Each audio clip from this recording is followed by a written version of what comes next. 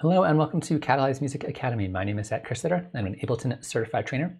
And for today's quick tip, I want to talk a little bit about effects, specifically multiband effects, which basically means instead of having a signal being run through each one of our effects individually, we're going to divide up our signal into different bands or frequency ranges, usually lows, mids, and highs, and have different sets of effects on different frequencies. So to do this, we're going to start off with just a square wave, just a really low square wave. I'm using this because it has a lot of highs, mids, and lows, so we can kind of hear how it affects all of our different frequency ranges. So to do this, I'm going to grab in EQ3. Normally I don't use my EQ3 for a lot of EQing, but in this case it's going to work perfectly because it specifically has a power button for our lows, mids, and our highs. So we're going to take our EQ3, we're going to hit Command G or Control G to put it in a rack. We're going to hit our chain button right here to open up our chain area. We're going to select our chain and hit Command D or Control D twice to duplicate it 2 times. So now we have 3 different chains, each one with an EQ3 on it. Now what we're going to do is we're going to go ahead and rename these chains. So I'm going to call this one lows. This next one is going to be mids. And this one's going to be highs. And I'm going to, on the lows, I'm going to mute the mids and mute the highs. On the mids, I'm going to mute the lows and mute the highs. And on the highs, I'm going to mute the lows and mute the mids. So theoretically, this should sound exactly the same whether the power is turned on or off for this rack.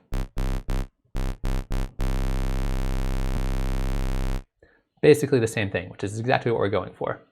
In addition, if I want to solo any one of these bands, I can hit the solo button right here and hear just the lows, or just the mids, or just the highs.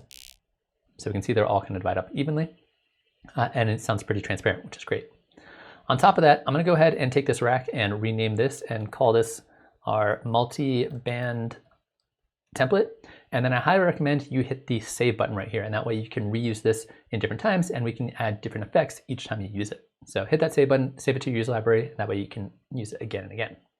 So now we've done that, let's go ahead and put some different effects here, and this is really where you can get creative. You can go wild and put any combination of effects you want and have them only affect specific frequency ranges. So I'm going to just try some things that I like to do. Say for example, let's put like a saturator on our lows to beef up those lows a little bit. So maybe I'll first solo this, and then I'll turn up the drive a little bit, maybe tweak the settings, maybe put on like a medium curve. Try even hard actually. That's a little too much. Let's go back to medium. Something like that for our lows, and then on our mids, maybe I'll do something like put some overdrive on it. Can sound pretty cool.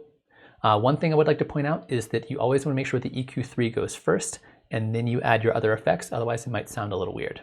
So here's our mids,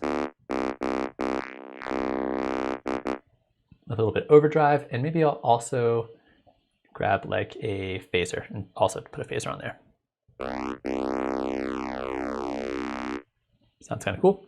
And then on our highs, maybe we'll grab like some reverb, just toss some reverb here. And I'm not spending a lot of time tweaking these effects. Normally I'd go in and like dial in each effect to make sure it sounds great.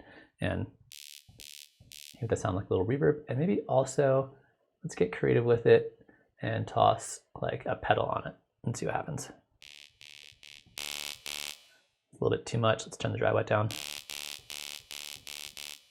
Something like that. So now all 3 of those together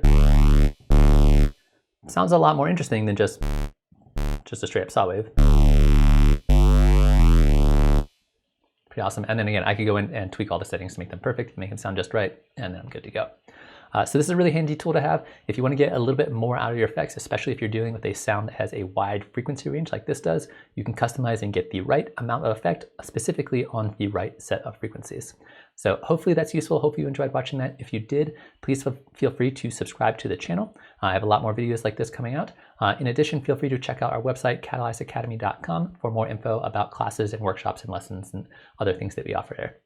In addition, if you have ideas for topics you'd like to see me cover in a quick tip in the future, feel free to put that in the comment section below, and I will try to get around to that as soon as I can. Again, thanks for watching, and hopefully I'll see you again soon.